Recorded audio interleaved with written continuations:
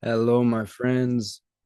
Something that is very alive for me presently is a distinction between living from pure presence versus living from grasping and craving.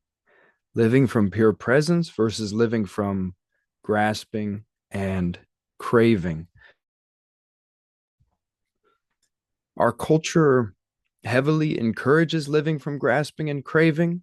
We are essentially surrounded by an omni thirst trap, a panopticon of distractions that lure and seduce us into a continuous, compulsive, twitchy, frenetic state of grasping and craving, where we're always looking for the next hit, the next fix, the next shot of dopamine, whether it be through scrolling feeds or opening another porn site or opening the online gambling app or through misaligned use of alcohol or cannabis or other substances or misaligned relationships, misaligned environments. We are essentially surrounded by temptations and supernormal stimuli that can easily seduce us into a continuous cycle of grasping and craving. And the thing to realize, to notice about that, is that grasping and craving is a self perpetuating loop. Grasping and craving only creates more grasping and craving. And taken to its extreme, this leads to becoming an archetypal Gollum like figure from Lord of the Rings, who is just, he has given all of his presence, power, and life force away to a shiny object outside of himself, and he's been reduced to a shell of himself, cowering in a dark cavern, just fixated on this shiny object. So that's a powerful archetypal image that speaks to the logical conclusion of grasping and craving taken to an extreme. Living from pure presence, on the other hand, feels like centeredness, feels like stillness, it feels like slowness, smoothness, non desperation, non compulsiveness, non frenetic twitchiness, non obsequiousness. It feels like wholeness now. It feels like relaxing into wholeness now, feeling your innate wholeness with all of life, your innate oneness, your innate unity with all of life. It feels like remembering that what you're truly looking for, what we're all truly looking for, and what we all truly need is already here in this moment in a very deep sense, a very profound sense. What we are looking for is the remembrance of the wholeness that we already are and the wholeness which emanates from connecting to the heart of hearts, innermost grace, what has been called God or Christ or the Holy Spirit, um, Para Brahman, the Tao, the source, the heart of love. When we connect to that innermost fountain, that innermost wellspring of love and grace, we feel our intrinsic wholeness with what is. We feel an intrinsic sense of completion, fulfillment that no amount of indulging, grasping, and craving can ever give to us. And actions and creativity still arises from pure presence, but it has a different quality. It has more of a quality of spontaneous skillfulness. It's slower, it's smoother, it's more fluid.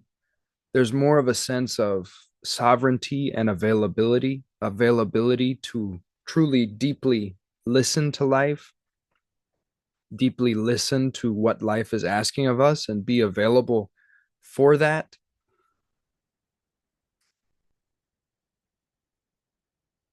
there's a sense of coming into groundedness, again, centeredness, stillness, silence,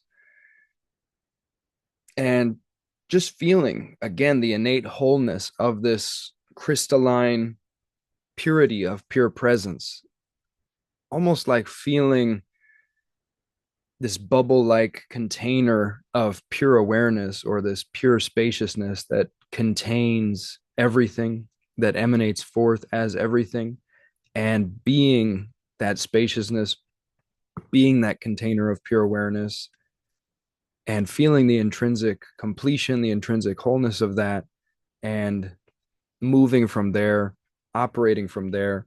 So, this is a powerful distinction to contemplate, to meditate on, and to turn into a practice. You know, I'm far from perfect at this. I'm not claiming to abide in and as pure presence 24/7. This is something that's very alive for me. I would guess it's alive for many of us or all of us on some level. At this time, it feels like one of the biggest karmic tasks that we are presented with on this earth at this time, because again we are being bombarded by so many stimuli and so many proverbial energetic vampires, energetic parasites that are attempting to siphon, farm, and harvest our life force energy in non-aligned ways or less aligned ways, attempting to siphon our presence, our power, our life force energy, and direct it to billionaire warmongers at the top of this society, leaving us in a state that is vegetative and disempowered. That is kind of the status quo of this society, to create a society of disempowered addicts who essentially have enough energy to maintain the status quo, keep punching the clock, keep this kind of pyramid scheme going that is siphoning a vastly disproportionate amount of the resources and life force to a small group of parasitic entities at the top, leaving the great mass of people in a condition of indentured servitude or debt slavery. And we can do something about this. We can do something about this. We have enormous power. Our voices have enormous power. We, the people, can stand up in unison and create a different reality. We can create a parallel trajectory for the civilization. And indeed, this is happening in many ways, in many places. There are many auspicious signs of an emerging network of new earth sanctuaries, new earth havens, um, new earth monasteries and possibilities. There is a mycelial web emerging at the edges on this planet.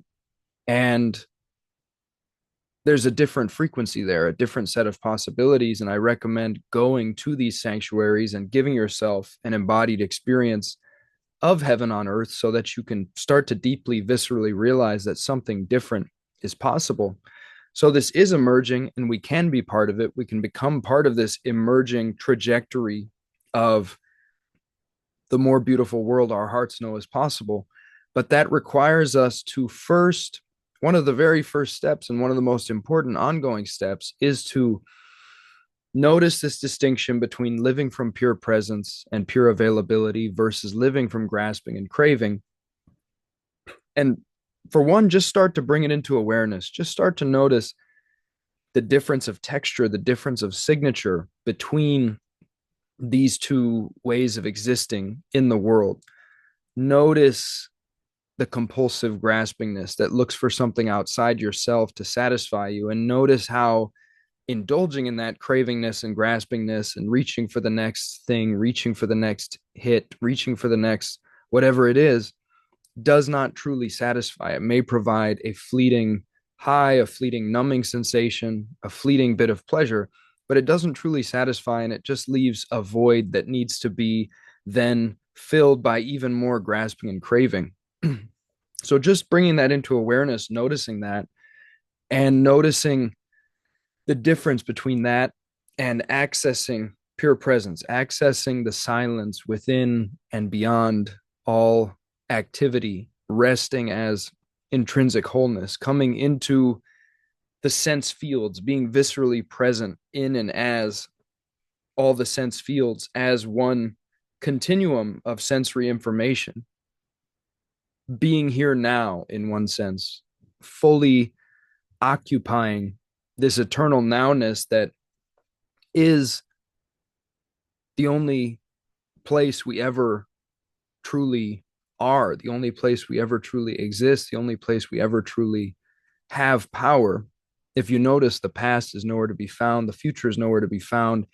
Anything you're ever going to do in your life or change in your life or express, any truth you're going to realize, notice, embody, or emanate is going to be the truth of now, is going to happen now, or now, or now, or now, because it's always now. And pure presence is living from that fact, existing in and as that fact, reclaiming the sovereignty, the intrinsic authority of that fact, not to mention the juiciness, the gratitude, the appreciation, the artistry, because as you do become fully present and sensitized to presence, presence becomes increasingly innately rippling with beauty, with gorgeousness, with poetry, with juiciness, with effulgence. And you begin to realize that what you were looking for was always here. You just were not present for it, present to it, present as it, present for it. And so just noticing this distinction begins to have enormous power. And as you just simply notice the distinction, you notice the difference of texture, you can begin to open up a space where you can actually ask yourself day to day, hour to hour, minute to minute, moment to moment, in some cases, where is this coming from right now? Where is this current impulse or behavior or activity coming from? Is this arising spontaneously from and as pure presence, as availability, as unconditional love? Or is this coming from a program of grasping and craving that is just frenetically trying to satisfy itself in a way that can never truly satisfy? And as you notice that and you create spaciousness around that, you begin to have more agency, more of a possibility of saying no and sealing the energetic leaks, cutting the heads off of the proverbial energetic vampires, closing the doors on certain vices, certain distractions that you know are not truly of service to your heart and soul, reclaiming your presence, reclaiming your power, reclaiming your vital life force. As you seal these energy leaks, you become more aligned, you become more vital, you become more radiant, you reclaim your energy, and you then have much more inner resourcedness, much more energy to direct toward shifting things on this planet, to direct toward your North Star, to direct toward the more beautiful world our hearts know is possible. You reclaim the energy, presence, and power that you can then give to your soul's mission, your heart's mission, your deeper purpose for being here, for uncovering what that purpose is if you don't already have a deep sense of it, or actualizing it, living it out if you do have a deep sense of it. So this distinction is really deeply at the heart of so much that we are being asked to look at, asked to shift on the planet. And bringing this into awareness has enormous power, enormous potential to awaken us, to make us more aware, awake, and conscious of what is driving us, what is moving us, what is running us in our day to day life, and to unhook from that which is non advantageous, not auspicious, deleterious, or otherwise cancerous to our souls, to unhook from that, to close those doors, and to come into that which is healthful, that which is wholesome, that which is holy, whole, presence, nowness, abidance, in and as God's immediate provision, in and as trust, surrender, devotion to now, to the sound of the rain, the presence of nature, the presence of the clouds, the sun, the presence of the people in our lives, resensitizing to the simple beauty of now and ceasing to indulge in endless frenetic attempts to stimulate and entertain and trigger dopamine that don't truly satisfy. This is a deep journey, a deep practice, one that I'm sure I'll be on for the rest of my life. It goes deeper and deeper. So, just bringing awareness to that and inviting anyone who feels called to come on that journey as well. It's a journey to freedom, to love, to wholeness now, to deeper and deeper openings to life, to truth, presence, purification, sanctification, grace, innocence, playfulness, joy, spontaneous overflow. So, thank you for listening. I hope this has been valuable in some way for you. Much love, much appreciation. Be well, take it easy. Namaste.